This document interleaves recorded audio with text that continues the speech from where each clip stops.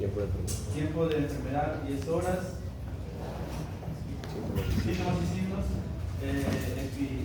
Epigastralgia, lipocólico intenso con infección en banda, de aspecto transfixiante, que ha ido en incremento asociado a náuseas, vómitos alimentarios y biliosos.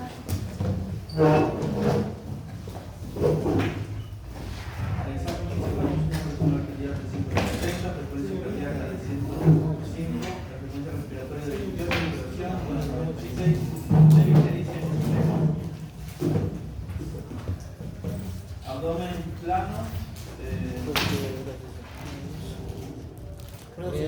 fluidos sudoaéreos disminuidos, dolor intenso de la palpación en el epigastrio, levemente tenso, no signos peritoneales, no miserabilidades.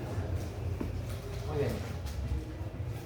Un paciente estudió que a este nivel de rotación de especialidad de la tercera semana, entonces creo que la mayoría de los especialistas pacientes. Si es algo que sería algo que más han visto en la gastroenterología, les aseguro que son los dolores abdominales, ¿no? Son casi el 100% de las que le consumen. Porque le duele abajo, porque le duele arriba, porque le duele al costado derecho, al costado izquierdo, donde sea que le duele, el paciente viene por dolor abdominal. Entonces, cuando nosotros tenemos un paciente con dolor abdominal, por favor memoricen el cuadro clínico característico que se presenta. ¿Ya? Cuando nosotros tenemos un paciente con dolor abdominal, tenemos dos formas de enfocarlo. Eso es lo que va a ser nuestra pregunta. Y miren, cuando nosotros tenemos un dolor abdominal, tenemos dos formas de enfocarlo. Uno es por la ubicación anatómica. Por ejemplo, yo no puedo decir que yo tengo una úlcera o tengo gastritis y me duele en la fosa ilíaca derecha, ¿verdad? Es imposible eso. Tampoco podría decir que por un cólico vesicular me duele el flanco izquierdo, ¿verdad? ¿Por qué? Porque ustedes conocen la topografía anatómica de la pared abdominal, que representa, que tiene una representación de la ubicación anatómica de los órganos internos. Entonces, una de las formas de evaluar un dolor abdominal es de acuerdo a la ubicación anatómica. Pero ustedes me podrán decir, doctor, pero también existe el dolor diferido, ¿verdad? El dolor diferido es básicamente un dolor ubicado en una zona anatómica donde no se ubica el órgano al cual corresponde.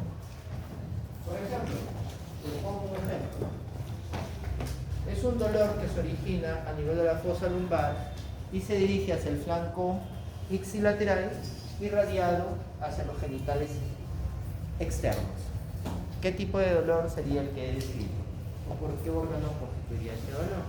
Riñón.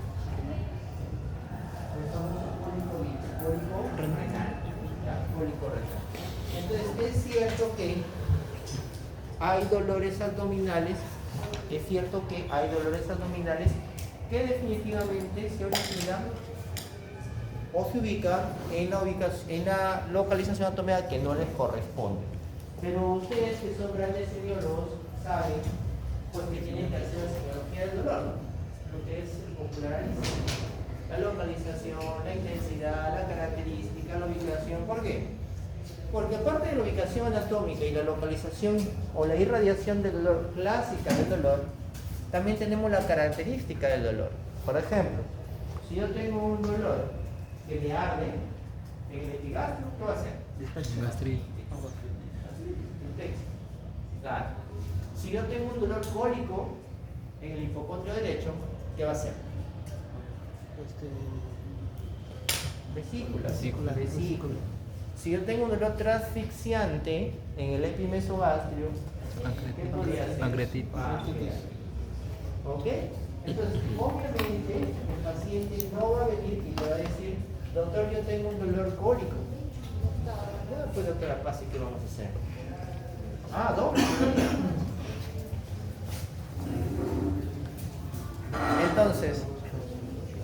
Entonces, el dolor, la característica del dolor, tiene que orientarse a un órgano. Y ustedes tienen que saber todas las características del dolor que está ubicado ahí. ¿Ya? Ese cuadrito recolocado para que ustedes memoricen, ubiquen, localicen y enfoquen diagnósticamente a su paciente. En este caso, si nosotros recordamos, es un dolor ubicado en el epigastrio, es tipo cólico, gran intensidad, irradiado en banda, tipo transfixiante, ¿no? Una característica clínica del dolor pancreático. Dolor pancreático. Muy bien. La impresión diagnóstica, como le dije en la clase pasada, lo que nunca queda duda es el síndrome. En este caso, yo te pregunto, ¿cuál sería tu síndrome? Síndrome doloroso abdominal. Nunca te va a quedar duda. O te queda duda que le duele. No, ¿verdad? Lo que te puede quedar duda por ahí puede ser la causa de ese dolor. Pero tiene un dolor. Esto es lo que vamos a tratar en la presente exposición. Y bueno, ¿qué es pancreatitis? Digo que hasta su propio término indica es el proceso inflamatorio del páncreas. ¿Ya? Es el proceso inflamatorio del páncreas. Por si acaso yo en ningún momento estoy diciendo que es infeccioso.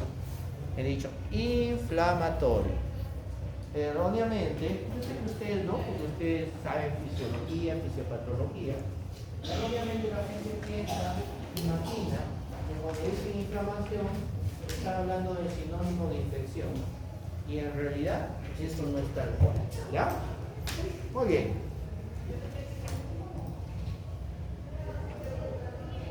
¿Qué tan frecuente es la pancreatitis aguda? Sí, en nuestro medio, creo que todos ustedes han visto una pancreatitis aguda alguna vez, ¿no? ¿O no han visto nunca una pancreatitis? Bueno, ojalá y lo que resta de la rotación, vean, si no estoy seguro que en su internado van a ver, porque la casuística de pancreatitis en nuestro medio es bastante frecuente. Estoy seguro que van a haber pancreatitis. Se los aseguro y se los firmo. Van a haber pancreatitis. Es muy frecuente. Lo que tú tienes que entender en la pancreatitis es el pronóstico. Miren ustedes, hace muchos años, ¿ya? Yo no nacía, ustedes menos obviamente, la pancreatitis aguda, paciente que ingresaba con pancreatitis aguda, ya se despedía en su familia. ¿Por qué? Porque la mortalidad por la pancreatitis aguda era muy significativa. El paciente que entraba con pancreatitis salía en cajón del hospital. Y no es porque los médicos sean malos, sino que esto de la pancreatitis, el manejo de la pancreatitis se ha llevado aprendiéndose tras la experiencia de los trabajos de investigación que se realizaban. ¿Qué es lo que decía con el paciente con pancreatitis anteriormente? Se operaba, creyendo ellos que este problema inflamatorio con acúmulo de colecciones era la causa por el cual el paciente desarrollaba formas graves o severas. Sin embargo, luego se va a ver, los que han leído el tema, no debería operarse. ¿Ok? No debería operarse. ¿Cómo hago el diagnóstico? ¿Qué es lo primero que tengo que saber? Muy bien. Miren, aquí no van a inventar nada, no van a analizar nada. Aquí solamente van a memorizar y aprenderlo. Se necesita 2 de 3 criterios. Doctor, que la fiebre, no. Doctor, que el vómito, tampoco. ¿Ya? Doctor, pero el paciente con pancreatitis puede tener vómito, sí, pero no es un criterio diagnóstico. Solo son criterios diagnósticos el criterio clínico, el criterio de imagen y el criterio laboratorial. ¿Ya? Solo son esos 3, por el amor de Dios. Se lo digo porque les pongo, todos los ciclos pongo la misma pregunta, siempre se equivocan. Solamente son esos 3. Y dentro de esos 3, en el criterio clínico, doctor, ojo, necesitas cumplir 2 de estos 3 criterios para hacer el diagnóstico. Mira, dentro del criterio clínico, el único indicador de pancreatitis es el dolor abdominal. Doctor, que se ponga histérico y la pancreatitis la ictericia, sí. Pero no me importa que se ponga histérico. Si no tiene dolor, no es pancreatitis. No es criterio de pancreatitis. ¿Ok? En el criterio de imagen, doctor, me basta una ecografía de abdomen que me diga que el páncreas está inflamado, aumentado de volumen. ¿Ok? Solamente una ecografía. Yo no necesito una tomografía, una resonancia, no necesito nada. Una ecografía. Pero obviamente también puedo tener tomografía, como se ve acá, en la colita del páncreas. La colita del páncreas, este es el páncreas, es como un dedo, ¿no? Retroperitoneal, detrás del estómago. Cabeza, cuello, cuerpo y cola. Y acá está la inflamación que rodea la cabeza, la cola del páncreas. ¿Puedo hacer uso de una tomografía? Sí, doctor, puedo hacer uso de una tomografía. Pero ¿en qué casos hago uso de una tomografía? ¿Siempre? ¿Saben cuánta irradiación puede dar una tomografía? Es brutal la cantidad de irradiación que puede dar una tomografía. Incluso ahora hay trabajo de investigación que están analizando la tomografía como factor de riesgo para desarrollo de neoplasias abdominales.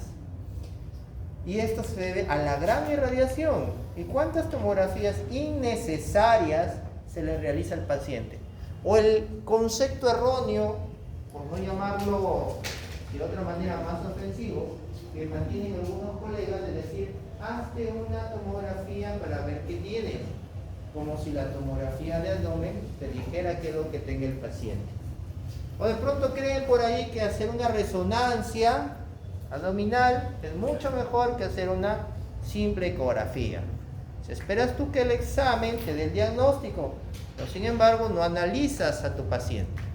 Ojo, el diagnóstico lo del médico, no el examen. También podemos tener una resonancia. Pero ¿en qué casos yo necesito hacer una tomografía o en su defecto una resonancia? Solamente uno, cuando el paciente tiene una mala evolución. Ya le hice el diagnóstico de pancreatitis, ¿ok? Y tiene una mala evolución, o sea, empeora la pancreatitis, ahí tengo que hacer una tomografía, ¿ok? Segundo caso, cuando no tengo una etiología, tiene diagnóstico de pancreatitis y no sabemos por qué hizo la pancreatitis, nadie sabe. Ni modo, tomografía. ¿Por qué? Porque hay malformaciones anatómicas que no se puede ver por la ecografía y que por lo tanto necesita la tomografía de abdomen. ¿En qué otro caso? Duda diagnóstica. Cuando no está claro que el paciente tenga una pancreatitis, yo le hago una tomografía. ¿Ok? Pero la tomografía o la resonancia no son siempre, no tienen que realizarse siempre. Y dentro del criterio laboratorial tenemos la famosa amilasa y lipasa. Todo el mundo ha escuchado eso, ¿no? ¿Cuál es el criterio? La amilasa y lipasa tienen que tener más de 3 veces el valor superior normal. No es más de 3 veces, así de simple. Estos resultados o estos parámetros tienen un rango, ¿no? Por ejemplo, se me ocurre para el laboratorio de amilasa, 80-100. Si mi paciente tiene 200, no cumple criterio. Tiene que tener más de 300. Estoy haciendo un ejemplo, porque estos parámetros varían de acuerdo a cada laboratorio. Lo que yo quiero que se entienda es que es más de 3 veces el límite superior normal, tanto para amilasa y para lipasa. Miren, acá, con respecto a la sensibilidad y especificidad, ustedes verán en sus libros y comparan en internet, que algunos dicen es más sensible la amilasa, más específica la lipasa, ¿no? Algunos dicen que la lipasa es mejor, ¿no? Esto varía de acuerdo a la bibliografía. Lo que sí les recalco, que la amilasa y la lipasa solo y exclusivamente solo sirve para diagnóstico, ¿ya? La amilasa y la lipasa, si se encuentra en 400 o se encuentra en 1.000.000.000 elevados, sigue siendo pancreatitis. No porque tiene más amilasa, no porque tiene más lipasa elevada, el paciente tiene peor pancreatitis. Ese concepto erróneo tienen que sacarlo de la mente, ¿ok? Ya tengo el diagnóstico de amilasa y lipasa. Pasa 3 días y le vuelvo a seguir, le sigo pidiendo amilasa y lipasa. ¿Qué me dice? ¿Por qué le pides amilasa y lipasa? Quiero ver si ya se mejoró. ¿Servirá la amilasa y la lipasa para eso? No sirve. La amilasa y la lipasa solo es diagnóstico. ¿Ok? Voy a pedir un control de amilasa y lipasa a doctor para ver si le doy de comer. ¿Les cree que es lógico eso? No. La amilasa y la lipasa solo sirve de diagnóstico, ¿ok? Solo sirve de diagnóstico. No me sirve de nada más, por si acaso. Y algo muy importante, hay algunos casos en los cuales se eleva sin ser pancreatitis. La hiperamilacemia y la hiperlipasemia, ¿ok? Se elevan sin ser pancreatitis. Toda elevación de amilasa y lipasa, ¿es pancreatitis entonces? No. ¿Ok? Es más, miren, hay casos de pancreatitis aguda en las cuales la amilasa y la lipasa es normal. ¿En qué casos? La pancreatitis producida por alcohol y por triglicéridos. ¿Ok? Esos dos tipos de pancreatitis, la amilasa es normal. Y si yo tengo el cuadro clínico clásico con una amilasa normal, entonces, ¿qué otro examen le pedían al paciente para confirmar pancreatitis, doctor?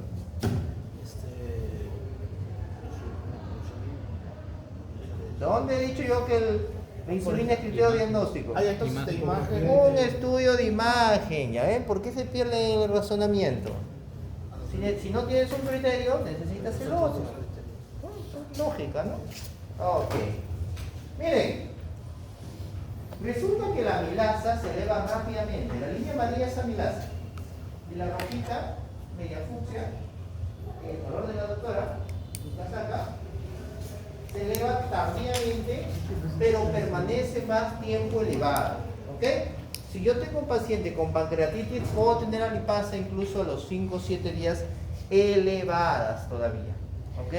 Pero ya le dije que eso no representa gravedad, severidad ni nada. ¿Cómo hago el diagnóstico? Fácil. Primero ¿qué me sale el estompero? Miren que no sale el putero. Bueno, ya. Primero se sospecha.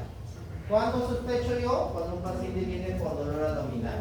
Si viene con un dolor abdominal característico de pancreatitis, ¿qué voy a hacer primero? Pedirle amilasa y lipasa. Amilasa y lipasa. ¿No voy a ir, doctor? ¿Qué dice cabe? Amilasa y lipasa. Ya tengo el dolor. Con la amilasa y lipasa como criterio, ya es pancreatitis. ¿Ok? Ya, muy bien. Hay algo muy importante. Yo le tengo que pedir una imagen. Es cierto lo que dice el doctor. Pero en este caso, cuando ya confirmé la pancreatitis, la imagen que le pido es para saber la etiología. Ya no para confirmar, porque ya la confirmé. Es para saber la etiología. ¿Y cuál es la principal causa etiológica de pancreatitis? Hipersecreción. ¿Qué? ¿Cuál es la principal causa de pancreatitis? Obstrucción, obstrucción. ¿Obstrucción de qué? Alcoholismo, hipertriglicéridos. ¿Qué? Coledo. Claro, pues litiásica, ok. Entonces yo pido una ecografía de abdomen para evaluar la causa. Si tiene cálculos en la vesícula, probablemente tenga también cálculos en la vía biliar, ¿ok? Muy bien. Pero ¿qué pasa si yo tengo un paciente que no tiene cálculos en la vesícula? Triglicéridos o alcoholismo, doctor. Ahí yo tengo que pedir las otras causas de pancreatitis. Y dentro de las otras etiologías de pancreatitis, ahí sí tengo que pedir tomografía también. Porque hay malformaciones anatómicas que te pueden producir pancreatitis y no pueden ser vistas por la ecografía. Pero la ecografía la solicitamos de inicio para saber la causa. ¿Qué pasó, doctor? ¿Te lo vas a votar? Ya, A mi amistad. tu amistad, ya, pase amistad. Gracias, disculpe. Que tú le llevas las cosas a la... No.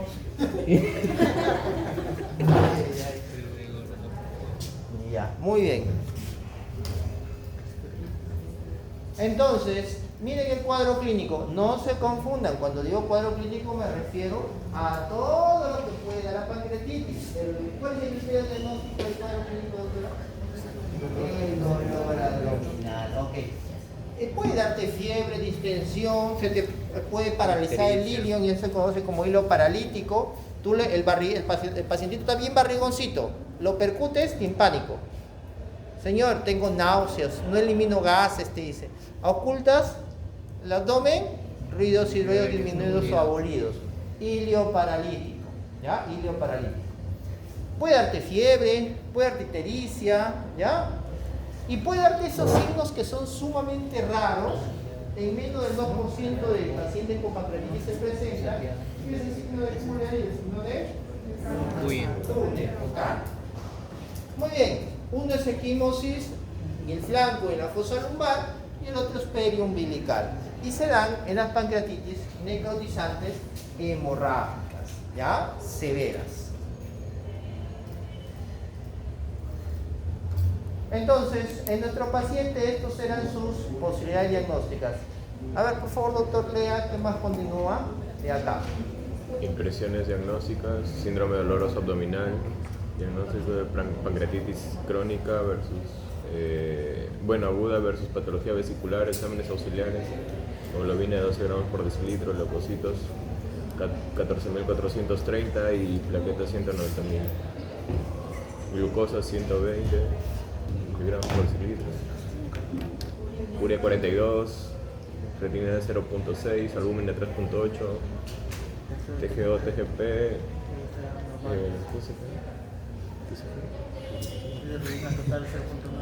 ¿Cómo que no saben? Fosfatasa alcalina. Fosfatasa alcalina normal. Fibrilación. Amilasa 1200, lipasa 980, coagulación normal. Grupo y factor. Grupo y factor O positivo. Muy bien. ¿Queda duda el diagnóstico entonces? ¿Cuál es el diagnóstico? Pancreatitis, ¿ok? ¿Queda duda? No, ¿verdad? Muy bien, como no queda duda, ¿qué otro examen le vamos a pedir a nuestro paciente? Un examen de imagen, la ecografía para saber la etiología, ¿verdad? Ya tenemos seguro qué es el diagnóstico. Ahora vamos a ver, ¿y ahora qué le originó la pancreatitis? Etiología. No vamos a hablar de todo este cuadro, pero ustedes tienen que estudiar. Obviamente yo les he laboratorio. ¿Cuál es la principal causa de pancreatitis aguda? Obstrucción. Litiasis. Ahí está, mira. ¿Por qué creen que está acá arriba la primera? Litiasis, alcohol, triglicéridos, causas genéticas, drogas, autoinmune, post-EPRE, traumatismos, infecciones, Obstrucción. otras enfermedades, la diabetes, la obesidad, el consumo de alcohol, ¿no? El tabaco, el veneno de escorpión, fármacos, por si acaso, las tiazidas, ¿no? Pueden darse pancreatitis aguda. En nuestro paciente, a ver doctor, usted, continúe. Retomando el caso clínico, ecografía abdominal, vesícula biliar con múltiples litios de 3 y 5 milímetros, colédoco de 10 milímetros, con presencia de lito de 8 milímetros, páncreas aumentado de dimensiones, con apariencia de colección peripancreáticas no definidas.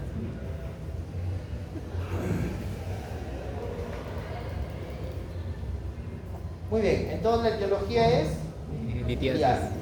biliar, ¿no? La vesícula biliar tiene cálculos y el colédoco está dilatado. Está dilatado porque ¿cuánto mide el diámetro del colédoco? 6 milímetros. Tienen 10, ¿no? Entonces Sí. está dilatado. Y además ha evidenciado la presencia de un cálculo dentro del colédoco. Entonces eso sería una colédocolitiasis, ¿ok? ¿Qué pasaría si este paciente tuviera el colédoco dilatado, pero la ecografía no permitiría ver el cálculo? ¿Qué otro examen le pedirían que tiene mejor sensibilidad y especificidad para ver cálculos? Con contraste. Tomografía. La colangioresonancia magnética es el estudio para saber la etiología. Si es que la ecografía no te da el diagnóstico, el que mejor sensibilidad y especificidad tiene es la colangioresonancia magnética sin contraste, ¿ok? Sin contraste. Es una resonancia de la vía biliar. Muy bien, entonces queda así el diagnóstico final del paciente. ¿Ok? ¿Y esto de qué se trata? Ah, muy bien. Ya sabemos que tiene pancreatitis, ya sabemos qué es lo que le causó. Ahora vamos a descubrir en qué fase de evolución está. Miren, la pancreatitis aguda como tal, como aguda leve, tiene un tiempo de duración de más o menos una semana. ¿Ya? Una semana. Una semana con el cuadro clínico de dolor, náuseas, vómitos, todo lo que tú quieras. Si va, el paciente con pancreatitis sigue dos caminos. Recorre esta semana con los síntomas que van disminuyendo de dolor, o los primeros días, tras los primeros días de la enfermedad, se complica. ¿Ok? Esos son los dos caminos. O te curas o te complicas y te mueres. Son los únicos dos caminos que siguen. Entonces, sigue dos fases. La fase temprana, de 1 o 2 semanas, y la fase tardía. La fase tardía puede abarcar incluso hasta meses. ¿Ok? Muy bien.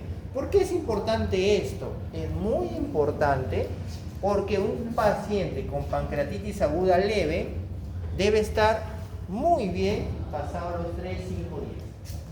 Le voy a dar un caso de la vida real. Y es de la vida real, tratado por especialistas.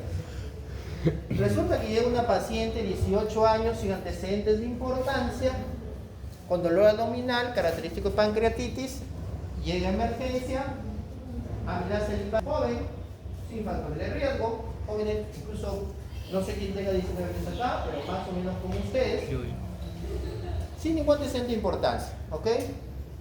Pasa una semana, pasa 2 semanas, calma el dolor, calma los vómitos, ¿no? Calma todo el cuadro clínico de pancreatitis. Casi al mes, la paciente, nos llaman a nosotros, nos interconsulta, yo estaba de recién segundo año, nos interconsulta porque la paciente persistía con intolerancia oral. ¿Cuál era su intolerancia oral? La paciente tenía náuseas. No quería comer. Hiporexia y náuseas. Dice que todo lo que veía lo quería arrojar. ¿No? Muy bien. Lo evaluamos. En ese momento la paciente no tenía dolor, abdomen blando, depresivo, excesivo peritoneal, dióxido aéreo, hacía deposiciones. Su única molestia era que la paciente no quería comer porque tenía náuseas. Entonces uno dice, ya pasó las 2 semanas, es una pancreatitis leve, ya no debería tener síntomas, salvo que se haya complicado. No tenía fiebre, no tenía leucocitosis, no tenía ictericia, y como les digo, en el abdomen, nada. Una complicación de pancreatitis casi a las 3-4 semanas. Qué raro, ¿no? Raro. Bueno, entonces ahí sí correspondía hacer una tomografía, porque está sospechando en una complicación. ¿Ok? Gracias a ella, no hubo tomografía en el hospital. Entonces dijimos, hagámosles una ecografía. Le hacen una ecografía, voy ya casi antes de salir de mi turno a las 6 de la tarde, voy con mi residente superior a ver la ecografía, y en la ecografía no decía nada. Páncreas normal, no había líquido en cavidad abdominal, no había colecciones, no hay nada. Todo normal. Gastritis, puedes decir. Y en la última parte del informe de la ecografía del abdomen, ¿saben qué mencionaba? Mira, mencionaba saco gestacional con latido cardíaco. Saco gestacional con latido cardíaco. Bueno, nosotros dijimos, normal, 18 años. Empezamos a conversar con ella, 18 años, no más de 19 años. Y ella juraba y rejuraba que nunca había tenido relaciones sexuales. Frente a su mamá, obviamente la mayor de edad. La pregunta era cómo decía la mamá. Pensamos que iba a reaccionar de una mala manera. Por suerte la mamá reaccionó de una manera tranquila, digamos, ¿no? Y bueno, estaba gestando. Ese era el diagnóstico de la paciente, ¿eh? ¿Y por qué lo pongo esto? Es muy importante, ¿saben por qué? Porque uno tiene que entender que la pancreatitis aguda, leve, las primeras 1 y 2 semanas ya el paciente ya debe estar bien, ya no debe tener ningún síntoma, salvo que haya tenido una pancreatitis moderada o severa, en cuyo caso sí puede presentar síntomas todavía. Pero los primeros síntomas del paciente con pancreatitis, dolor, náusea, vómito, hiporencia, intolerancia oral, es la primera semana. Yo no puedo tener un paciente con pancreatitis aguda que me dure 4 semanas sin mover. Es imposible. ¿Ok? Por eso están las fases de la pancreatitis. La primera fase es la presencia del CIRS, la inflamación. Y la segunda fase ya es la fase de recuperación o de complicaciones de su defecto. Pero ¿qué complicaciones tenemos en la pancreatitis? Si hablamos del páncreas, tenemos dos: el pseudoquiste pancreático y la colección necrótica amurallada. Son las dos complicaciones tardías, pasadas las 4 semanas que se presentan en la pancreatitis. ¿Cuál es la complicación local más frecuente de la pancreatitis? Pregunta de examen. El pseudoquiste pancreático es la complicación más frecuente de la pancreatitis. Muy bien, por todo esto se caracteriza la fase temprana. Los primeros días, las primeras horas de pancreatitis va a tener CIRS. ¿Qué es el CIRS, doctora? ¿Qué es el CIRS, doctora? ¿No sabe, Pina? ¿Qué es el CIRS? Por acá alguien sabe qué es el CIRS. Síndrome de respuesta inflamatoria sistémica. Por el amor de Dios. Tercer año tiene que ser de memoria. ¿Qué es el CIRS? Síndrome de respuesta inflamatoria sistémica. ¿Y qué abarca el CIRS? Lo que está ahí. Todos estos parámetros. ¿Ok? Es el CIRS. La presencia del CIRS los primeros días de la enfermedad es normal. Parte de la enfermedad. Pero si el CIRS persiste en el tiempo, eso es un indicativo que el paciente está empeorando. ¿Ok? Eso es un indicador de gravedad de la pancreatitis. Y la segunda fase, bueno, ya debe calmarse el CIRS, y si persiste, el paciente se está complicando. ¿Ok? ¿En qué fase está nuestro paciente? Bueno, pues obviamente, ¿no? Está en la primera fase. Primera fase, ¿no? ¿Tiene criterio CIR? Sí, la leucocitosis, ¿no? La frecuencia cardíaca también. Leucocitosis y frecuencia cardíaca cumple los criterios del CIRS.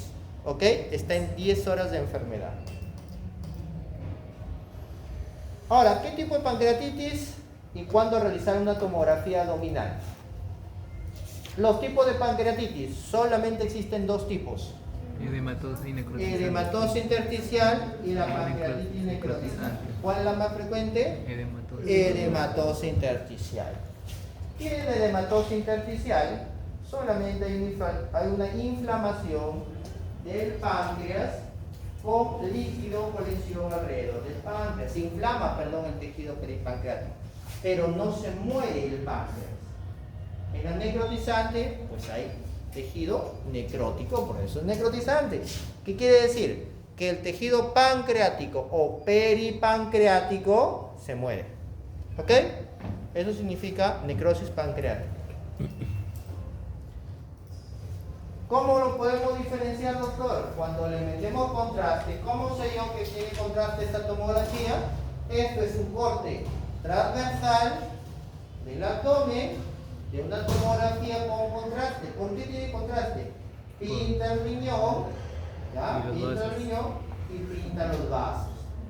Si yo le coloco contraste y esto es solamente inflamación, el páncreas, ¿cómo se va a ver? Grande e irregular. ¿Ok? Pero miren acá. Si yo le paso contraste a una pancreatitis y tiene necrosis, va a pintar solamente el páncreas, pinta el páncreas, pero lo que está alrededor del páncreas, que es tejido muerto, ¿creen que va a pintar o no? No. ¿Por qué creen que no pinta? Está muerto, no hay irrigación. No hay circulación, pues. No hay circulación. ¿Ok? Muy bien. Hay que aplicar el razonamiento acá. Parece que aquí había algo más. Ok, este es otro ejemplo. Este es otro ejemplo. Bien. Pinta el páncreas, no pinta alrededor. ¿Qué puede ser? necrosis. ¿Ok? Necrosis. Y ahí están los dos tipos, miren. Ahora, los tipos de pancreatitis se llama edematosa intersticial y necrotizante las primeras 4 semanas. ¿Ok? Las primeras 4 semanas. Pasadas las 4 semanas ocurre dos cosas. Esta colección, perdón, esta inflamación se reabsorbe, ¿ya? Y esta necrosis desaparece, la necrosis que está alrededor del páncreas desaparece, pero si no ocurre esto es lo más frecuente, pero si no ocurre esto, ¿qué se forma, doctor? Pseudoquiste. Pseudoquiste. Miren, o necrosis pancreática amurallada. Pero el pseudoquiste y la necrosis es pasada las 4 semanas. 4 semanas. Yo no puedo llamar pseudoquiste a una lesión que no haya pasado 4 semanas. ¿Ok? ¿Se entiende? Doctor, ¿cómo es la evolución? La evolución es así, miren. Esto pasa esto y esto pasa esto.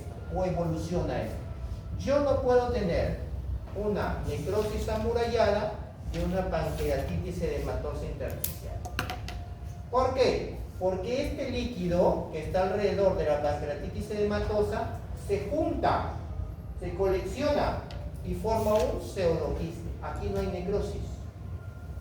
En cambio aquí sí hay necrosis y esa necrosis se reabsorbe, los macrófagos lo reabsorben, o también se junta, se colecciona y aparece lo que es la necrosis pancreática amurallada. ¿Por qué tiene que ser amurallada? Muy bien, a ver, ¿quién más sigue por acá? A ver, doctor, usted lea. Retomando el caso clínico, ecografía de abdomen, 24 horas de ingreso, vesícula biliar con múltiples litos de 3 y 5 milímetros, colédoco de 10 milímetros con presencia de lito de 8 milímetros, páncreas, aumento de las dimensiones con apariencia de colecciones peripancreáticas no definidas. Ok, dice colecciones pancreáticas no definidas. Si no está claro el tema, entonces nuestro paciente va a necesitar una tomografía. ¿Ok? Porque no sabemos si es una colección simple, que es líquido nada más, o necrosis. ¿En qué momento debemos realizar la tomografía de nuestro paciente? Pasadas las 48-72 horas, ¿ya? Por favor, eso tiene que quedar muy claro. ¿Por qué, doctor, pasar las 48-72 horas? Porque las primeras horas de la enfermedad puede que no haya presencia de necrosis. Y si tú lo haces, la tomografía, apenas llega el paciente, ¿ya? Te puedes confundir. Incluso, ¿saben qué? Incluso pueden encontrar un páncreas normal. ¿Ya? Por eso no se debe hacer la tomografía las primeras horas de la enfermedad. ¿Ok? ¿Queda claro entonces? Ahora, ¿se morirá mi paciente o no se morirá? ¿Ustedes qué opinan? ¿Se muere o no se muere? La pancreatitis tenía alta mortalidad, por si acaso. Entonces, yo no sé si se va a morir. Pero, ¿qué es lo que pasaba con la pancreatitis hace muchos años? Miren, llegaba el paciente con pancreatitis aguda, ¿ya? Y como nadie sabía si se iba a morir o no, lo dejaban ahí abandonado, lo operaban y la mortalidad se incrementó, porque no se sabía qué es lo que iba a pasar. Entonces, aparecieron los distintos scores. La gente se interesó y dijo, pero bueno, vamos a investigar por qué se mueren. ¿Qué características tienen los pacientes que se mueren con pancreatitis? Y entonces aparecieron los scores pronósticos. ¿Qué es un score pronóstico? Un score pronóstico nos va a determinar la severidad de la pancreatitis a futuro. Nos va a pronosticar la severidad de la pancreatitis a futuro. ¿Qué quiere decir? Llega el paciente. Si yo veo un paciente, o les doy un ejemplo, o dos ejemplos. Llega un paciente de 80 años con insuficiencia cardíaca y diagnóstico de pancreatitis. ¿Cuántos años tiene usted, doctor? ¿10 y 20? 20. Llega el doctor de 20 años, hasta que se resta. Llega el doctor de 20 años con diagnóstico de pancreatitis. ¿Quién cree que se va a morir? El de 80. El viejito, ¿cierto? Muy bien. Llega el doctor y llega otro paciente de la misma edad del doctor, pero que es obeso y diabético. Y el doctor es atlético, no tiene ninguna enfermedad. ¿Quién cree que se muere? El diabético.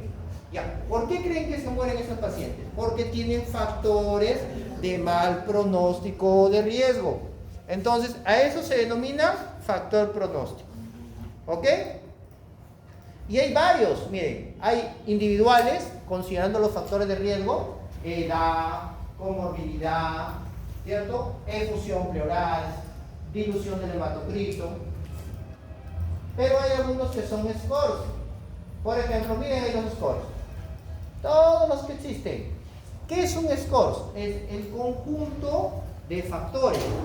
Puede ser 2 factores, 3 factores, 4 factores, 5 factores. Tenemos, ustedes han escuchado el ransom seguramente, ¿no? Miren lo antiguo que es el ransom. Y hay varios, ¿ya? Todos tienen muy buena sensibilidad y predicción, pero uno de los que es más fácil de aprender es el VISAT. ¿Por qué el VISAT, doctor? Porque el VISAT tiene solo 5 criterios, ¿ya? Les voy a demostrar cuántos criterios tienen los demás. Miren ustedes. Miren, estos son factores de riesgo de que nos hagan pensar que el paciente va a evolucionar mal. La edad, la obesidad, el estado mental, comorbilidad, la persistencia de CIRS, la concentración del BUN o la urea, concentración del hematocrito, en fin, otros hallazgos más. Miren los criterios que tiene el ransom. Miren. ¿Y ustedes creen que es un score, y es muy bueno, pero ustedes creen que es un score práctico? No es un score práctico. No es para nada un score práctico. Miren ustedes el VISAT. ¿No sería un score más práctico? Más fácil, ¿no? Rápido. 5 parámetros nada más. Si tiene más de 2 puntos o menos de 2 puntos, baja mortalidad. Si tiene más de 3 puntos, alta mortalidad. Miren, se realiza el ingreso y cómo se interpreta cuando es más de 3 puntos. Miren el score de severidad de tomografía. Este sí es importante aprenderlo, porque se pregunta bastante en los exámenes. El score de severidad tomográfico de la pancreatitis no siempre se relaciona con la severidad clínica, no siempre, pero ¿en qué consta el score de severidad tomográfico? El famoso Baltasar, que seguramente lo han escuchado, más el índice de necrosis. El score de severidad tomográfico suma 2 factores: Baltasar, que son estos, y el porcentaje de necrosis. ¿Ok? Yo sumo los puntajes y acá me va a dar el riesgo de mortalidad y la severidad. ¿Ok? Hace muy poco, bueno, casi recién, a esta semana, vi una paciente joven, miren ustedes, 26 años. 26 años. Su único factor de riesgo tenía el sobrepeso o obesidad. Es el único factor de riesgo. Tenía una pancreatitis aguda con presencia de colecciones peripancreáticas. Saquen el índice de severidad. Y necrosis pancreática del 80%. 10. Alto. ¿Cuánto sería? 92%, 17%. 4 más 6, 10. Sí. Altísima mortalidad. 26 años. Altísima mortalidad. ¿Ok? Entonces, para eso nos sirve el score de severidad tomográfico. Muy bien, continuando con el caso. ¿Qué más? A ver, por acá, por acá. A ver, doctora. Lee el caso. Varón de 42 años con antecedentes de hipotiroidismo. Tiempo de enfermedad 10 horas. Signos y síntomas: epigastralgia, náuseas, vómitos, alimentarios y biliosos. Examen físico: presión arterial de 100 sobre 60, frecuencia cardíaca de 105, frecuencia respiratoria de 28, saturación de oxígeno de 96. Exámenes auxiliares: hemoglobina de 12 gramos por decilitro, leucocitos de 14.430, plaquetas de 190.000, urea de 42, creatinina de 0.6, radiografía de tórax normal, AGA, pH de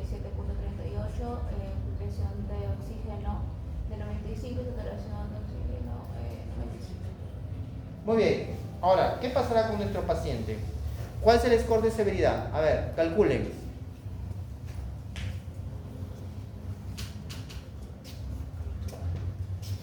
Uritroquinina.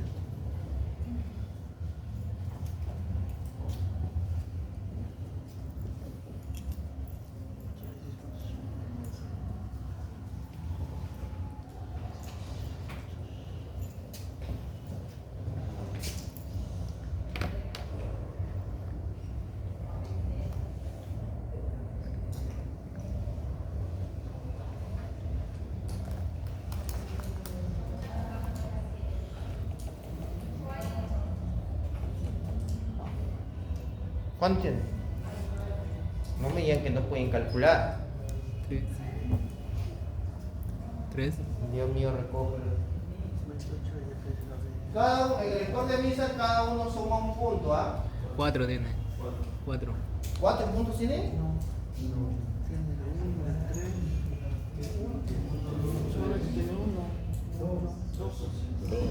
No van a jalar, ¿ah? Ya lo veía. Dos tiene. Ah, ya. ¿Cuál tiene 2? Ah, sí, 2. Lo que es la frecuencia respiratoria mayor. El CIRS, a ver, el CIRS, para que esté presente el criterio CIRS, Debe debe dos. tener al menos 2 de estos, pero suma un punto como criterio solo. Ah, ya. Entonces solamente tiene el CIRS, es uno. Uno, pues, uno. ¿Y la mortalidad cuánto sería? Bajo. Baja, pues, ahí está. Pero ¿y la urea? Baja, pues, Más de baja, 25. baja. Ahora, Doctor, esto es... ¿y la urea? Más de 25% y... No, pero está en la ¿Cuál está dio? en 42. No, pero... En el boom Sí. está 25. Ah, no, Mayor de 25 y ahí tiene Sí, 42. dos. Serían dos. Igual sigue siendo baja. Muy bien, ojo, por si acaso, esto no quiere decir, no le voy a decir, señor, no se va a morir, se puede morir, ¿no? Esto es pronóstico. ¿Qué es pronóstico? Tal vez se cumpla, tal vez no se cumpla. ¿Ok? Eso es pronóstico. ¿Y para qué me sirven estos scores? Para manejarlo en una unidad crítica. Si yo tengo un paciente que ya viene mal desde inicio, con muchos factores de riesgo, o con un VISAT elevado, yo a este paciente digo, ok, este paciente tengo que manejarlo en una unidad crítica. Que es una unidad de cuidados intensivos, se refiere, pues, ¿no? Una unidad crítica. En cambio, si tiene un bajo, no, a este le voy a una sala común de hospitalización, de emergencia. No sé por qué hospital están rotando, pero el regional, si alguno está por regional, tiene el área de emergencia y tiene una unidad que se llama UCSE, ¿no? Que está hacia adentro, que es la observación UCSE, que a los pacientes con mal pronóstico de pancreatitis se les debería ingresar a esta área. ¿Ok? Muy bien. El diagnóstico entonces sería pancreatitis aguda, no tiene predictor de severidad, ¿verdad? Porque el VISA tiene de 2, pues no es predictor de severidad. Etiología biliar y la colecisto-coledocolitiasis. Ahora, vamos a ver la severidad, eso es distinto. Una cosa es el predictor pronóstico y otra cosa es que yo ya establezca la severidad de la pancreatitis. Ojo, no se vayan a confundir, ¿ah? Una cosa es pronóstico y otra cosa es ya establecer la severidad. ¿Ok? Muy bien. Y para eso utilizo lo que es la escala de Atlanta, la clasificación de Atlanta. También existe otra clasificación llamada clasificación en determinantes que lo clasifica en 4 tipos. Pero la más utilizada para nosotros los peruanos es la clasificación de Atlanta, la cual se clasifica en leve, moderadamente grave y grave. ¿Ya? Leve, moderadamente grave y grave. ¿Y de qué depende, doctor, clasificarlo de esa manera? 2 cositas. Fallo orgánico y complicaciones locales o sistémicas. ¿Ok? Para la clasificación de Atlanta, yo utilizo 2 parámetros: el fallo orgánico y las complicaciones. El fallo orgánico puede ser transitorio o persistente, según dure más o menos de 48 horas. Y las complicaciones locales pueden ser locales o sistémicas. ¿Cuáles son las complicaciones locales? Colecciones líquidas agudas peripancreáticas y necrosis pancreática. ¿Cuáles son las complicaciones sistémicas? Exacerbación de comorbilidad preexistente. ¿Ok? Muy bien. Entonces, para hacer la clasificación de severidad, nuevamente repito, utilizo el fallo orgánico y cualquiera de estas dos. Miren, fallo orgánico, doctor. ¿Cuántos tipos de fallo orgánico hay? Hay dos. Transitorio, menos de 48 horas. Persistente, más de 48 horas. ¿Qué órganos evalúo en el fallo orgánico? Riñón, corazón, Riñón, corazón y pulmón. ¿Ya? Para decir que mi paciente tiene fallo orgánico, yo tengo que evaluar riñón, corazón y pulmón. ¿Ok? Muy bien. Basta que uno de estos falle, ya tiene fallo orgánico. Basta que uno falle, ya tiene fallo orgánico. ¿Ok? Va a ser transitorio cuando dura menos de...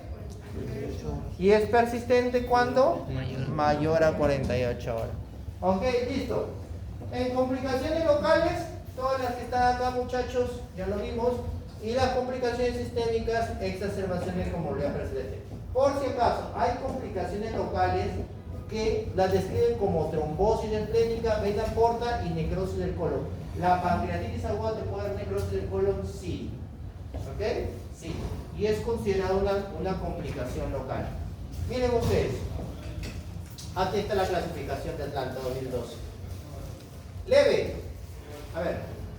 ¿Qué dice la leve? No fallo orgánico, no complicaciones. Así es. No hay nada. Solamente pancreatitis. Nada más. ¿Ok? Moderada. Sí, orgánica transitoria.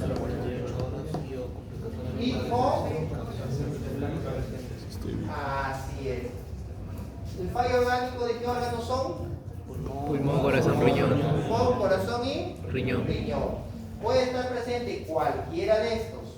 O, como dice acá, y o complicaciones locales o sistémicas. Si yo tengo un paciente con complicaciones locales, es una pancreatitis moderada. ¿Ok? ¿Y la aguda severa? Fallo orgánico. Fallo orgánico persistente. ¿De qué órganos? Pulmón, riñón y corazón. Ok. La pancreatitis aguda severa no está incluida en las complicaciones locales o sistémicas. ¿Ok? No están incluidas. ¿Cuáles son las complicaciones locales? Ya se olvidaron. Necrosis del colon. Necrosis del colon, de una al menos. Edema. Trombosis esplénica. ¿Cuáles son las complicaciones locales? Colección aguda de líquido peripancreático. El pseudoquite pasa las 4 semanas, doctor. Acuérdense, lo expliqué bien claro. El ya. pseudoquite estas son complicaciones de pasadas las 4 semanas. Estamos en la primera fase. ¿Ya? Por lo tanto, no se consideran complicaciones locales. Estas son complicaciones locales tardías. ¿Ok? Ya. Entonces, complicaciones locales, ¿cuáles son? Colección aguda de líquido peripancreático. Colección necrótica aguda, ¿Ya? trombosis esplénica y de vena porta y necrosis del colon. Así es. ¿Ok?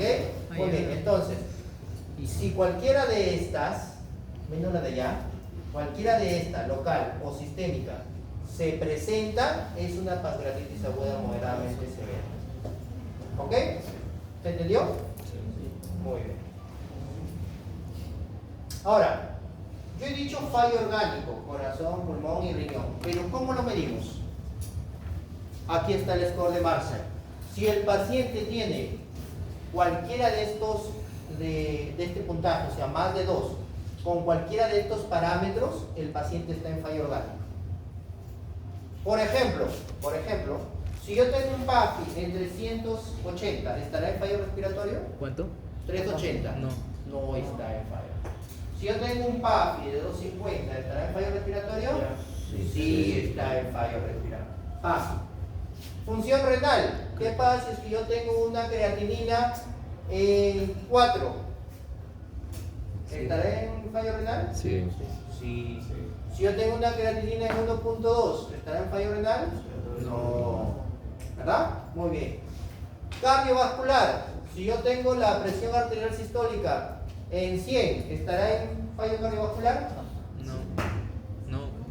100. No. No. Si yo tengo un paciente que está recibiendo noradrenalina endovenosa, ¿estará en fallo cardiovascular? Noradrenalina. Si es que está recibiendo un vasoactivo, obviamente está en fallo cardiovascular. ¿Ok? Muy bien. Eso se mide mediante el score de Marshall. Muy bien. Acordarme de Marshall. Ahora bien, de todos los cuadros de pancreatitis aguda, ¿cuál es el más frecuente? Ah, De la severidad. De los tres leve. tipos de severidad. Leve. ¿Cuál es la más frecuente? La leve. leve. Ahí está. Miren, 80% de la torta. La leve, ¿cuántos mueren? El 1%. Menos del 1%. Así es. ¿Te das cuenta? Vamos a ver. El 20% es moderado severa. Miren ustedes. De estas moderados severas, ¿cuántos tienen necrosis? 33%. Ah, no. Necrosis estéril. Ah, 67%. 67%. El resto, necrosis Necrosis infectada. infectada. ¿Ok? Miren. ¿Cuántos mueren de los pacientes que tienen necrosis estéril? 13%. Menos de 13%. ¿Cuántos mueren de los que tienen necrosis infectada? 15-35%. Hasta el 35%. ¿Qué quisieras tener tú entonces? ¿Leve o severa infectada? ¿Severa con necrosis infectada o severa con necrosis estéril? Severa con necrosis estéril. ¿Verdad? Lo peor que No pueda quiero tener ser es la necrosis infectada. ¿Ok? Muy bien. Y este es el otro parámetro, ¿ya? Que es muy parecido al TANTA, no lo voy a tocar, que es la clasificación por determinantes. Volviendo a nuestro caso. ¿Qué tipo de severidad sería nuestra pancreatitis? No pronóstico, ¿ah? Que vimos que tiene buen pronóstico. Leve. ¿Qué tipo de severidad sería? Leve. ¿Tiene fallo cardíaco? No. ¿Fallo respiratorio? No. ¿Fallo renal? No. Tampoco, ¿verdad? Fallo no tiene entonces. Muy bien, entonces sería Leve. leve, ¿ok? Leve. Ahí está. El Marshall todavía cero, ¿no? Porque no Sí, tiene ninguna no falla de nada. Entonces, esto constituye una pancreatitis aguda leve. ¿Qué tratamiento vamos a indicar? Miren acá. El tratamiento de la pancreatitis solamente es agua, hidratación, no darle de comer y analgesia. Nada más. Absolutamente nada más. Solamente eso. No necesitas nada más. Y uno que otro sintomático. Si tiene vómitos, un antilético. Si tiene gases, un antiflatulento. ¿Verdad? Muy bien. Si le arde el estómago, un IBP. ¿Verdad? Pero, ¿cuál es lo más importante del tratamiento de pancreatitis? Hidratación. La hidratación. Eso es lo más importante. ¿Ok? Eso es lo más importante de la pancreatitis. Miren, existen dos soluciones con las cuales se pueden hidratar. Cloruro de sodio y lactato rincha.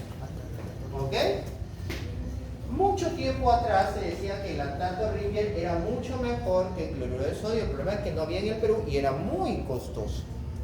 Por años de años hemos tratado con cloruro de sodio, que es la solución salina normal, al 0.9%. ¿Ok? Muy bien. Imaginemos con cualquiera de los dos sea la hidratación. Tienes que hidratarlo al paciente. ¿Cuándo, en qué momento es el mejor momento para hidratarlo? Las primeras 24, 48 horas. ¿Ok? Hidratación, las primeras 24, 48 horas. Es lo más importante. ¿Ok? Independientemente de que le estoy dando, ojo, es endovenoso la hidratación, ¿eh? Por si acaso. Es endovenoso. Doctor, ¿y cuánto lo voy a hidratar? Ya sé con qué lo voy a hidratar, ya sé en qué momento lo voy a hidratar. La pregunta es, ¿cuánto le voy a hidratar, doctor? Hasta 4 litros por día. Ya. Ese es el manejo general que hacemos, pero mucho depende del estado hemodinámico del paciente. ¿Qué pasa si mi paciente viene chocado? ¿Saben qué es chocado? Sí. Hipotenso, ¿verdad? En shock, hipotenso. 4 litros, no voy a esperar un día para hidratarlo. Cuando el paciente viene chocado, yo le tengo que dar bolos de hidratación. Creo que acá lo tengo, no sé si lo tengo. No, creo que más adelante lo debo tener. En fin, debe estar ahí. Lo vamos a ver. Generalmente son bolos de 10 mililitros por kilo. ¿Cuánto pesa usted, doctor? Ya, son casi, a usted más o menos le tienen que dar entre 500 a 800 mililitros si es que ya ha chocado. O sea, bolo significa en ese momento. Sí. Cuando usted tienes un paciente que llega chocado, hipotenso, tú dices, ¿y ahora qué es lo que hago? Tengo que dilatarlo. Es lo único que hay. ¿Verdad? Estés donde estés. Estés en la punta del cerro, estés donde tú quieras estar. Luego lo vas a tener. Lo que vas a hacer es hidratarlo. ¿Cuánto lo voy a hidratar? Más o menos entre 5 y 10 mililitros kilo por bolo. ¿Cuántas veces puedo repetir el bolo? 3 veces.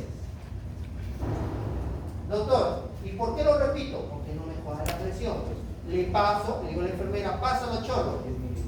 Pasar los chorros significa abrir toda la llave y que pase el cloruro rápidamente. Obviamente esto va a demorar. Más o menos puede pasar en 20 minutos, en 30 minutos, de acuerdo al volumen. Va a demorar en pasar, no va a pasar rápido. Le tomo la presión nuevamente. Si el paciente recuperó la presión, ok, paso a la hidratación normal. Si el paciente no recupera la presión, tengo que volverle a colocar otro bolo. Si el paciente no recupera la presión, le vuelvo a colocar otro bolo. Y si el paciente no recupera la presión, lo que yo tengo que hacer es darle noradrenalina. Un vasopresor.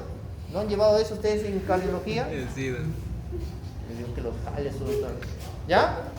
Pero si el paciente no viene Chocado. ¿cómo se llama? Chocado, la hidratación es más o menos 3 a 5 mililitros kilo hora en todo el día.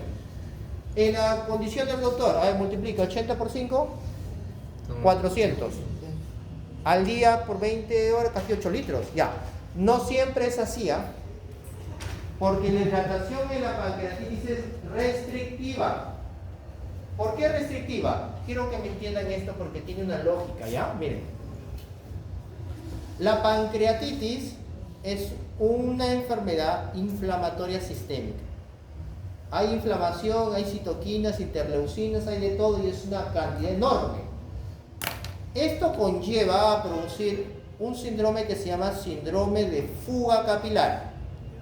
¿Qué se denomina síndrome de fuga capilar? ¿Qué pueden entender con eso? Extravasación. Se extravasa fluidos. ¿Y de dónde creen que se extravasa? Del intratex. Del intravascular. Del intravascular. ¿Ok? Por lo tanto, el intravascular queda disminuido. Por lo tanto, el gasto cardíaco, la volemia queda disminuida. ¿Verdad? Entonces, el cuerpo es inteligente. ¿Qué pasa si la volemia se disminuye? Vasoconstricción. Lo que va a hacer el cuerpo es irrigar los órganos fundamentales. Cerebro. Cerebro, corazón, riñón, pulmón. Lo demás le llega. No le irriga. Así es. No le lleva irrigación. ¿Y quién cree que va a sufrir? Los distales. Los riñones. No, los riñones sí se irrigan. El páncreas, que está inflamado. ¿Por qué creen que ocurre la necrosis pancreática? Porque falta irrigación. ¿Y por qué falta irrigación? Porque no hay volemia. ¿Y por qué no hay volemia? No prioriza. No prioriza, porque no hay volemia, no prioriza el páncreas. ¿Pero por qué no hay? Porque hay síndrome de fuga capilar. ¿Ok? Síndrome de fuga. Entonces, ¿cuál sería la solución? ¿Cuál sería la solución? ¿Cuál sería la solución? Un vasoconstrictor. ¿Cuál sería la solución? Un vasoconstrictor. ¿Cuál sería la solución? ¿Cuál sería la solución, doctora? Hidratación y vasoconstricción. ¿Cuál sería la solución? Darle volumen, si lo que le falta es volumen. Pero si todavía sigue con esa... Eso es un detalle. Espérate.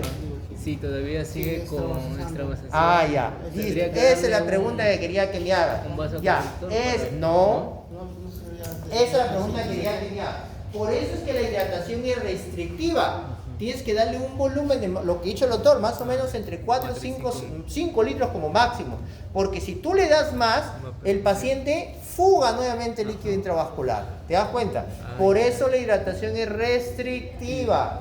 Por eso no se le debe hidratar mucho al paciente. El paciente tiene síndrome de fuga capilar. Si tú le metes mucho líquido al intravascular, ¿qué va a pasar con el líquido?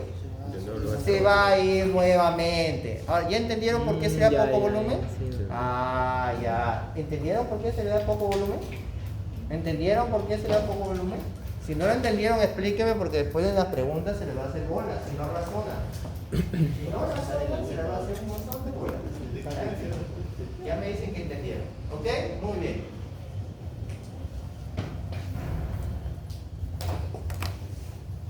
La analgesia. Miren, la analgesia, la escala analgésica de la OMS no hay nada más. Puedes darle paracetamol, puedes darle combinación de AINES, puedes darle opioides, lo que tú quieras darle que calme el dolor. Y si el paciente no sea alérgico. ¿Ok? Aquí no hay mucha cosa que hablar, la verdad. La analgesia se maneja como la escala analgésica de la OMS. La alimentación. Aquí sí hay mucho que hablar. El primer factor que va a hacer que el paciente se complique es la hidratación. Por eso es que yo he dicho que la hidratación es fundamental las primeras horas de la enfermedad. Porque si el paciente llega a necrosis, ¿han visto cuánto es el porcentaje de mortalidad? Sí, peor si se infecta. Sí. ¿Y eso a qué se debe? A que no lo han hidratado bien. A eso se debe. O sea, si un paciente llega con necrosis y se muere es por su culpa. Porque si usted lo encontramos en las primeras horas de la enfermedad, la tienen que hidratar. Si no lo hidratan, será su responsabilidad. ¿Ok? Muy bien. El otro factor importante es la alimentación. Y aquí hay una pregunta fisiológica. ¿Cuánto tiempo puede vivir una persona sin comer, pero hidratándose? No es pancreatitis, sino sin comer. No, son 9 días. No. El doctor, 9 días, dice. 7 días. 2 semanas. Aproximadamente un mes. ¿Sí? Tú puedes vivir sin comer, pero hidratándote. ¿Y cuánto tiempo puede vivir una persona sin comer y sin hidratarse? 3 a 5 días más o menos, ¿ya? Así que si alguien les quiere engañar, me voy a morir porque no me responde, no voy a comer nada, no importa, pero si le ven con su gaseosa, con su agua mineral, o tú mismo vas y le invitas, toma tu gaseosa, no comes, pues ya, toma tu gaseosa. No se va a morir, no se va a morir. Y eso es fisiológico, ¿ah? Eso es fisiológico, así que ya sabes que les quieren engañar, que no me den, que no voy a comer. El Coechiclay dice que la mejor es todo brazo para desmorfina. Entonces, el otro factor importante de la pancreatitis es la alimentación. Si es que tolera o no tolera. Ya, ¿cuál es el fundamento? He dicho que la pancreatitis es el síndrome de respuesta inflamatoria sistémica. Sí quiere decir que tiene un montón, el estado del paciente con pancreatitis es hipercatabólico. ¿Qué es hipercatabólico? Que necesita mucha energía. Hipercatabólico, necesita mucha energía. ¿Ok? Porque está destruyendo, porque necesita sacar esos linfocitos, leucocitos, necesitan sacar energía de algún lugar. Muy bien, entonces el paciente con pancreatitis necesita comer. ¿De qué depende que le dé comer a una pancreatitis? Doctora, cuando usted tiene náuseas, ¿quiere comer o nunca tiene náuseas? ¿Le da ganas de comer? No. ¿Cuando tiene dolor, doctor, le da ganas de comer? No, ¿verdad? Ok. Entonces, ¿de qué depende que un paciente coma? De la tolerancia oral. ¿Ok? Muy bien. Lo primero, ¿en qué momento debo darle de comer al paciente con pancreatitis? Después de hidratar. Después de hidratar. Cuando hay mejoría. Ya, ¿y qué pasa si la mejoría demora y llega a los 10 días? No come hasta ese día. No come hasta eso, lo mata, ¿no? Sonda. ¿Ah? Sonda, Ya, doctor. ok. ¿Y qué pasa si el paciente no tiene tolerancia, no quiere comer? Sonda, no sudaste. ¿Suero? Sonda. No se lo único, Dextrosa. pues, Dextrosa. Miren, ¿saben qué pasa con la pancreatitis? Si tú no le das de comer a un paciente con pancreatitis, hay un motivo principal por el cual tiene que darle de comer. Por la atrofia intestinal. Si tú dejas de comer 5 días, tus células intestinales, tus enterocitos se atrofian, ¿ya? ¿Y qué hay en el intestino? Bacterias. Esas bacterias van a pasar a tu torrente sanguíneo y van a originar bacteriemia. Bacteriemia primero, ¿ok? Bacteriemia. Pero usted es normal, pues, porque ustedes tienen las defensas normales. Ustedes, en teoría, no tienen pancreatitis, no tienen un estado hipercatabólico. Pero el paciente con pancreatitis sí. ¿Qué hacen las bacterias cuando pasan al torrente sanguíneo? ¿A dónde van? ¿Han hecho microbiología? que ustedes lo llaman, creo, un mecanismo de defensa y ataque, no sé qué. ¿No han hecho microbiología? Resistencia. Doctor, a los órganos, al corazón. Ya, al corazón. ¿La bacteria dónde le gusta estar? En las zonas inflamadas. En las zonas inflamadas. ¿Y dónde está inflamado? En el páncreas. ¿Y han visto la mortalidad cuando se infecta la necrosis? Sí. 15-35. Así es, ¿ok? Por lo tanto, lo importante, yo puedo evitar la necrosis, lo evito con la hidratación, pero la infección lo evito con la alimentación. Yo no puedo tener un paciente con pancreatitis que no coma más de 5 días, porque 5 días es el tiempo de vida media del enterocito. Si pasa 5 días, el enterocito se atrofia y las bacterias intestinales entran al torrente sanguíneo y buscan la necrosis. ¿Ok? Buscan la necrosis. ¿Y a su paciente, doctor, cómo le da tratamiento? ¿A los cuántos días le deben de comer? Porque ¿A cuál? A su paciente que está en Ese ya evolucionó con necrosis desde un inicio, porque no le trataron bien. Ah, al caso clínico toleraba vía oral, pero lo vomitaba, toleraba, pero lo vomitaba. Entonces, después, pues, ¿qué hicieron? ¿Cuál fue el desenlace de la paciente? Es que la hiperemesis gravídica, el manejo de una gestante con antieméticos. Y si no mejora, ¿qué pasa si que el paciente, gracias por hacerme acordar, qué pasa si que el paciente no quiere comer? Sonda. Pasa 3 días, 4 días y el paciente no quiere comer. Sonda. No, ya sé que se no, ¿qué es eso? Sonda, doctor. Sonda, ¿ya? Sonda, tiene que colocar sonda. Hay 2 tipos de sonda, nasogástrica o nasoyeyunal. ¿Ya? Es igual una que la otra, la diferencia es el tipo de alimento que le voy a dar. En la sonda nasogástrica pues sí puedo poner licuados y a gran volumen porque el estómago se distiende, no pasa nada. En cambio la sonda nasoyeyunal que va de la nariz al yeyuno, yo no puedo colocarle gran volumen porque el intestino no soporta grandes volumen. Entonces voy a dar alimentación de a poquito. Ya, esa se llama nutrición parenteral. Lo último que pueden hacer ustedes es darle de comer a un paciente por vía parenteral, alimentarlo por vía parenteral, que es con un catéter venoso central. Yo tengo que administrar destroza al 50%, aminoácidos y lípidos, ¿ok? Pero es muy riesgoso alimentar a un paciente por vía parenteral, tiene muchas complicaciones. Lo mejor que siempre debe hacer una persona es la alimentación enteral, por la boca o a través de sondas, porque esto evita la translocación bacteriana y va a evitar las infecciones en el paciente con pancreatitis. Y tengo que darle de comer lo más pronto. Si mi paciente está hecho 8 que no quiere comer, que tiene náuseas, sonda. ¿Ya? Sonda. Tiene que comer, señor, señora, niño, niña, señoritas, jóvenes, lo que sea. Ahí está, miren lo que hablamos. Ahora, le voy a hidratar a mi paciente, doctor, pero ojo, yo le doy la hidratación, ¿ya? Pero tengo que monitorizar que la hidratación esté bien. ¿Cómo monitorizo? Miren, estos son los objetivos. Yo le doy hidratación a mi paciente, pero no le doy porque a mí se me ocurra. Yo tengo que seguir objetivos claros con la hidratación. ¿Ok? Esos son los objetivos. Muy bien. Hay que tener mucho cuidado con lo que dice acá, miren ustedes. ¿Será lo mismo ponerle 5 litros a ustedes que a un anciano de 90 años? No, ¿verdad? Ok. No, doctor, que mi libro dice que tengo que pasarle 5 mililitros por kilo de peso. Lo matas, pues.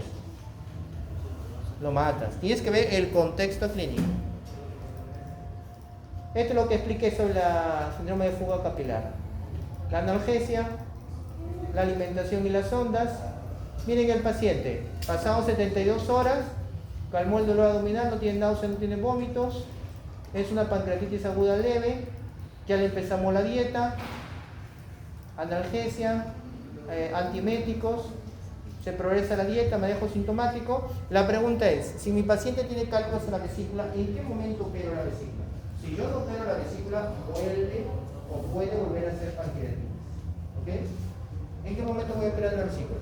Cuando baja la inflamación, ¿no? ¿Qué pasa la inflamación? Si es una pancreatitis aguda leve, se dice que se opera en esa misma hospitalización. Pero si es moderadamente severa o severa, yo tengo que esperar de 4 a 6 semanas. Que todo se reabsorba, porque la moderadamente severa o severa probablemente tenga necrosis. Entonces tengo que esperar que todo se reabsorba. ¿Ok? Para recién operar la vesícula. De 4 a 6 semanas. Así es. Muy bien, chicos. Este mensaje lo dejo para que ustedes tengan, se tomen conciencia y estudien.